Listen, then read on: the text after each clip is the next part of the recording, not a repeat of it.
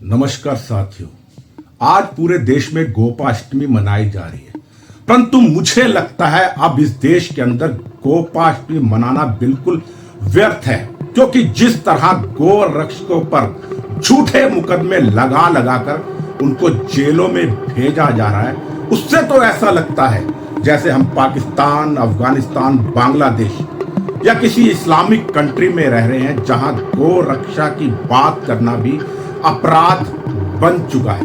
कहने को इस देश में ऐसी पार्टी आज सत्ता में है जो अपने आप को हिंदूवादी पार्टी कहती है, परंतु मुझे लगता है कि यह राजनीतिक पार्टी भी अब कांग्रेस के पद चिन्हों पर चल रही है और केवल मुस्लिम संतुष्टिकरण में, तृप्तिकरण में लगी है। मामला आज से केवल 4 दिन पहले का है।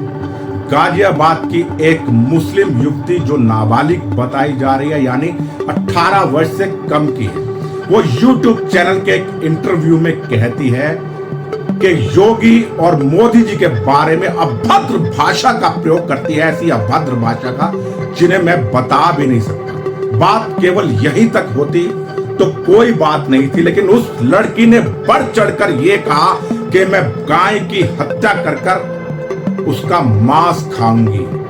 और जब ये वीडियो सोशल मीडिया पे वायरल हुई तो गोरक्षा दल के युवकों से ये बर्दाश्त नहीं हुआ।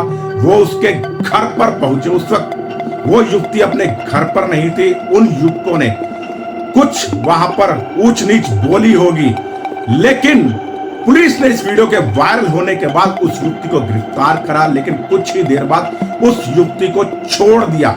लेकिन उस युवती के घर पर जो युवक गए थे उस लड़की को समझाने के लिए कि गाय हमारी माता है और गाय के बारे में ऐसे शब्द हम बर्दाश्त नहीं करेंगे, उन युवकों को, अन्नू चौधरी उसके एक साथी को 2 दिन पहले उत्तर प्रदेश की गाजियाबाद पुलिस ने जेल में डाल दिया।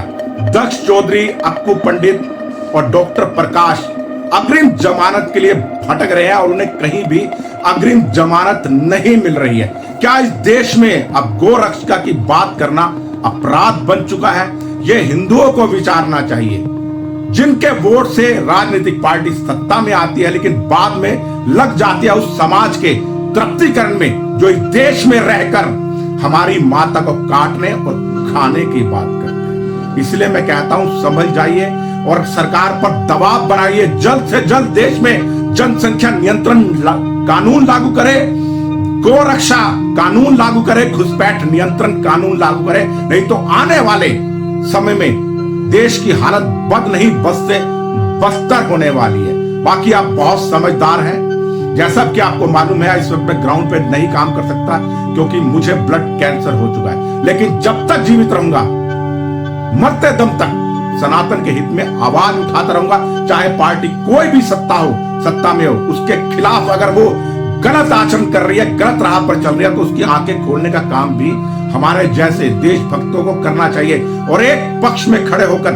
दक्ष चौधरी, अन्नू चौधरी, डॉक्टर प्रकाश और अक्कू पंडित के पक्ष में आवाज उठानी चाहिए। कितने वर्ष हो गए? अभी 2 वर्ष हो चुके हैं।